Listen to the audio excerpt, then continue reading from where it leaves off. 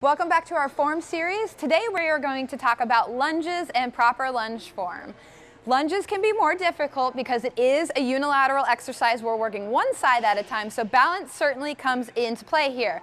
That said, do not be ashamed to use a wall or hang on to something if you need to work through proper lunge form. Totally acceptable. So for lunges, what I like to do is actually take a step backwards rather than forwards. It feels a little bit more stable for most people.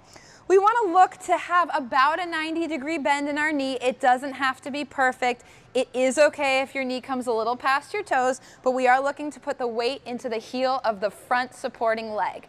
Back leg is just here for balance. So whatever leg is forward, we're thinking about working this leg. We're going to go ahead and lower that knee as far as you feel comfortable. You don't have to touch the ground if you don't want to, but come to about that 90-degree angle and push up through that front leg. Again, it is the front leg doing the work. The back leg is just here for stabilization.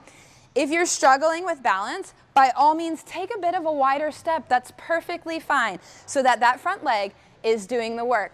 And again, we want to make sure that leg stays mostly facing forward. If it starts to cave in and buckle and you're wobbling around, shorten that step, use a wall, whatever you need to do so that we're working up and down right here. One last tip is that if you want to focus on the glutes a little bit more, you can hinge forward at the hips just ever so slightly, come down and push up. And you're going to feel not just in your quads, but more in your glutes there as well. Welcome back to our form series. Today